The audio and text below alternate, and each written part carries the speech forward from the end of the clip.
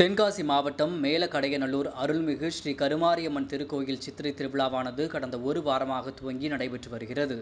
இவ்விழாவின் முக்கிய நிகழ்வான பூக்குழி இறங்கும் நிகழ்ச்சி அதிகாலையில் நடைபெற்றது. இதில் பூக்குழிக்கான பூக்குண்டம் வளர்க்கப்பட்டது. அதனைத் தொடர்ந்து கடந்த ஒரு வாரமாக அம்மனுக்கு கடும் விரதம் இருந்த பக்தர்கள் பக்தி பரவசத்துடன் பூக்குழி இறங்கி நேர்த்திக்கடனை செலுத்தினர்.